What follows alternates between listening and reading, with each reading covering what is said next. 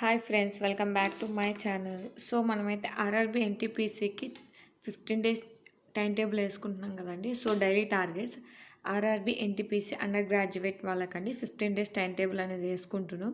So మనం ఈరోజు అయితే డే 4లో ఉన్నామండి. సో డే 3 కొంచెం లేట్గా పోస్ట్ అయిందండి. సో కొంచెం వర్క్ ఉండి లేట్ అయిపోయింది. బట్ ఇప్పుడు నుంచి అయితే అన్ని టైం టు టైం వస్తుందండి. సో ఎవరైనా ఫాలో అయ్యే వాళ్ళకి చెప్తున్నాను. సో ఇప్పుడు నుంచి అయితే డే టు డే మీకు కంపల్సరీ అనేది డైలీ టార్గెట్స్ వస్తాయి. సో ఈరోజు వచ్చేసి డే 4లో ఉన్నామండి. సో నేనైతే మీకు ఒకటి ఇంపార్టెంట్ అంటే ఎన్టీపీసీ ఎగ్జామ్ నేను రాశాను కాబట్టి దానికి సంబంధించి మీకు కొంచెం ఇన్ఫర్మేషన్ చెప్దాం అనుకుంటున్నాను. సో మనకి ఇంతకుముందు ఎన్టీపీసీ అండర్ గ్రాడ్యుయేట్ లెవెల్ వాళ్ళకి ఒకే అంటే CBT 1 అనేది ఒకే ఎగ్జామే ఉండేది. ఆ తర్వాత CBT 2 అండ్ CBT 2 అనేది గ్రాడ్యుయేట్ లెవెల్ వాళ్ళకి అండర్ గ్రాడ్యుయేట్ లెవెల్ వాళ్ళకి సపరేట్ చేసేవాళ్ళు. సో బట్ ఇప్పుడు మాత్రం గ్రాడ్యుయేట్ లెవెల్ వాళ్ళకి అండ్ అండర్ గ్రాడ్యుయేట్ లెవెల్ వాళ్ళకి సపరేట్ CBT 1 అనేది పోస్ట్ చేస్తారు, అంటే ఎగ్జామ్ అనేది పెడుతున్నారు.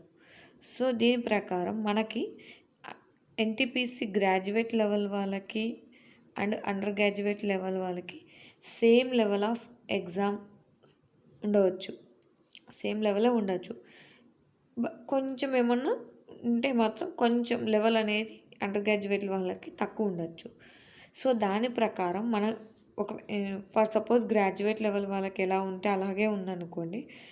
అలాగే ఉంటే మీకు కూడా సేమ్ మోడల్ క్వశ్చన్స్ అనేది రిపీట్ అవ్వడానికి ఛాన్స్ ఉంటుంది కదా. సో సేమ్ మోడల్ సేమ్ ప్యాటర్న్లోనే మీకు క్వశ్చన్ పేపర్ అనేది రావడానికి ఛాన్స్ ఉంది. సో దానికోసం అని చెప్పేసి ఫస్ట్ నేను టైం టేబుల్లో ఏవైతే గ్రాడ్యుయేట్ లెవెల్లో మాకు గ్రాడ్యుయేట్ లెవెల్లో ఎక్కువ క్వశ్చన్స్ అడిగారో ఆ చాప్టర్స్ అనేది ముందు కవర్ చేస్తానండి. సో మనం ఇలా కవర్ చేయడం వల్ల మీకు ఎక్కువ సిలబస్ ముందే ఇంపార్టెంట్ సిలబస్ కవర్ అయిపోతుంది. సో లాస్ట్ మళ్ళీ మనం ఇంకో 15 డేస్ టైం టేబుల్ వేసినప్పుడు బ్యాలెన్స్ చాప్టర్లు అనేవి కవర్ చేద్దాం. So in case me graduate level వాళ్ళకి ఇచ్చిన క్వశ్చన్స్ కాకుండా వేరే క్వశ్చన్స్ ఏదే చాప్టర్స్కి ఇంపార్టెంట్ ఇచ్చినా మనం బ్యాలెన్స్ 15 డేస్లో ఈ చాప్టర్స్ అనేవి కవర్ చేస్తాం కాబట్టి సో మీకు అనేది ప్రాబ్లం ఉండదు. సో ఫస్ట్ అయితే CBT 1 గ్రాడ్యుయేట్ లెవెల్ CBT 1 ఏదైతే ఇచ్చారో అవి కవర్ చేద్దాం, ఇంపార్టెంట్ చాప్టర్స్. నెక్స్ట్ బ్యాలెన్స్వి కవర్ చేస్తే బెటర్ అని నా ఫీలింగ్. సో నేను ట్రై చేస్తానండి. మోడల్స్ ఎలా ఉంటాయో కూడా చెప్పడానికి, మీకు ఏ క్వశ్చన్స్కి ఏ మోడల్స్ వచ్చాయో కూడా చెప్పడానికి ట్రై చేస్తాను. నాకు గుర్తున్నంత వరకు మీకైతే ఇన్ఫర్మేషన్ ఇస్తాను, ఓకేనా. సో ఇప్పుడైతే మనం డే 4 యొక్క టార్గెట్స్ ఏంటో చూద్దాం. సో ఫస్ట్ వచ్చేసి రీజనింగ్ నుంచి బ్లడ్ రిలేషన్స్ అండి. సో బ్లడ్ రిలేషన్స్ చాలా ఈజీ చాప్టర్. ఖచ్చితంగా 1 మార్క్ క్వశ్చన్ వస్తుంది. వన్ క్వశ్చన్ అనేది ఖచ్చితంగా వస్తుంది. మీ అదృష్టం బాగుంటే 2 క్వశ్చన్స్ కూడా రావచ్చు, బట్ 1 క్వశ్చన్ అయితే కంపల్సరీ వస్తుంది. సో ఇది ఎలా అడుగుతున్నాడు, ఈ మోడల్ ఎలా అడుగుతున్నాడో చెప్తాను చూడండి. సో A+B ఇచ్చేసి సమ్ రిలేషన్ ఇస్తాడు, A×B ఇచ్చేసి ఒక రిలేషన్ ఇస్తాడు, అండ్ A/B ఇచ్చేసి ఒక రిలేషన్ ఇస్తాడు. సో ఇలా ఇచ్చేసి ఇలా క్వశ్చన్ అడిగేసి ఏకి C ఏమవుతాడు అని క్వశ్చన్ అడుగుతాడండి. సో ఇలాంటి మోడల్ అడిగితే నాకు ఎగ్జామ్లో అడిగాడు. సో ఇది ఇంపార్టెంట్ మోడల్. కొంచెం కన్ఫ్యూజన్గా ఉండే మోడల్ కూడా ఇదే. సో మీరైతే ఇది కంపల్సరీ ప్రాక్టీస్ చేసుకోండి ఈ మోడల్ మీదే ఇస్తే. అండ్ ఇంకొక మోడల్ ఏంటంటే కొంచెం ఇంపార్టెంట్ మోడల్ ఏంటంటే మనకి బ్లడ్ రిలేషన్లు ఒక ఫోటోని చూపిస్తూ పాయింట్అవుట్ చేసి ఫోటో ఫ్రేమ్ పాయింట్అవుట్ చేస్తూ ఇలా రిలేషన్ చెప్పి ఈ ఫోటో అన్న వ్యక్తి చెప్పిన వ్యక్తి ఎలా అవుతారు. సో బేసిక్గా ఫోటో పాయింట్ అవుతూ ఫోటో ఫ్రేమ్. సో ఈ మోడల్ మీకు తెలిసే ఉంటుంది కదా. సో అలాంటి క్వశ్చన్స్ అడుగుతున్నాడండి. సో ఈ 2 మోడల్స్ చాలా ఇంపార్టెంట్, ఖచ్చితంగా నేర్చుకోండి, ఓకేనా. బ్లడ్ రిలేషన్స్లో ఈ 2 మోడల్స్ చూసుకుంటే మ్యాక్సిమం వీటి నుంచి మీకు క్వశ్చన్ వస్తుంది. ఇన్ కేస్ వేరే మోడల్ నుంచి వచ్చినా అవి చాలా ఈజీగానే ఉంటాయి, మీరు చేయగలుగుతారు, ఓకే. సో బెడ్ రిలేషన్ నుంచి అయితే ఇదేనండి. నెక్స్ట్ వచ్చేసి ఈ రీజనింగ్‌లో బెడ్ రిలేషన్ చిన్న చాప్టర్ ఎందుకు ఇచ్చానంటే అర్థమెటిక్ నుంచి మనం నెంబర్ సిస్టమ్ అనేది కవర్ చేస్తున్నాం. సో నెంబర్ సిస్టమ్ అనేది ఇంపార్టెంట్ అండి. ఖచ్చితంగా 1-2 ఎక్కువ ఇస్తాడు. ఖచ్చితంగా 1-2 క్వెషన్స్ అయితే మినిమమ్ 1-2 క్వెషన్స్ ఖచ్చితంగా వస్తాయి. సో నెంబర్ సిస్టమ్‌లో ఇంకా చాలా ఉంటాయి కదా! LCM and HCF. సో ఇలాంటి క్వెషన్స్ ఉంటాయి కదా! సో అలాంటి క్వెషన్స్ గానీ నాకైతే ఎల్‌సీఎం అండ్ హెచ్‌సీఎఫ్ అనే కంబైన్డ్‌గా క్వెషన్ అడిగాడండి. సో ఇలాంటి క్వెషన్స్ కూడా వస్తాయి. సో ఇవి నెంబర్ సిస్టమ్ కిందకి వస్తాయి కాబట్టి నేను రేపు కూడా మీకు నెంబర్ సిస్టమ్ అనేది ఇస్తున్నాను. డే 5లో కూడా నెంబర్ సిస్టమ్ ఉంటుంది. సో ఆఫ్ ఈరోజు చేసినా మీరు రేపు అనేది ఆఫ్ చేయొచ్చు. ఓకే. సో అందుకోసమే బ్లడ్ రిలేషన్స్ చిన్న చాప్టర్ ఇచ్చాను. నెక్స్ట్ వచ్చేసి నెంబర్ సిస్టమ్ 1-2 క్వెషన్స్ కంపల్సరీ వస్తాయి. ఖచ్చితంగా నేర్చుకోండి. ఇంకా ఎక్కువే వస్తాయండి. నేను 1-2 క్వెషన్సే చెప్తున్నాను. మినిమం దీని నుంచి అయితే 3-4 క్వెషన్స్ అనేది రావడానికి ఛాన్స్ ఉంది. సో మస్ట్ అండ్ షుడ్ ఖచ్చితంగా 1-2 క్వెషన్స్ కంపల్సరీ వస్తాయి నెంబర్ సిస్టమ్ నుంచి. సో ఖచ్చితంగా బాగా ప్రాక్టీస్ చేయండి. సో మీకు ఎవరికన్నా నెంబర్ సిస్టంలో ప్రైమ్ నెంబర్స్ అంటే ఏంటి, అండ్ సక్సెసివ్ డివిజన్ అంటే ఏంటి, నెక్స్ట్ వచ్చేసి డివిజబుల్ రూల్స్ ఏంటి, సో ఇలాంటివన్నీ మన ఛానల్లో ఉన్నాయండి. నెంబర్ సిస్టమ్ మీద ఒక ప్లేలిస్టే ఉంటుంది. కొన్ని టాపిక్స్ నేను అక్కడ కవర్ చేస్తాను. సో ఎవరికైనా కావాలనుకుంటే అక్కడికి వెళ్ళి చెక్ చేయొచ్చు. ఓకేనా. మన ప్లేలిస్ట్లో ఉంటుందని నెంబర్ సిస్టమ్ అనే ప్లేలిస్ట్ ఉంటుంది. అందులో వెళ్ళి చెక్ చేయండి. నెంబర్ సిస్టమ్ గురించి కొన్ని వీడియోస్ అయితే ఉన్నాయి. ఎవరికైనా యూజ్ అవుతాయంటే చెక్ చేసుకోండి. ఓకేనా. సో నెక్స్ట్ వచ్చేసి ఫెస్టివల్స్ అండి. ఫెస్టివల్ నుంచి కూడా ఖచ్చితంగా మన క్వశ్చన్ అడుగుతున్నాడు. సో ఫెస్టివల్స్ కూడా మన ఛానల్లో వీడియో ఉందండి.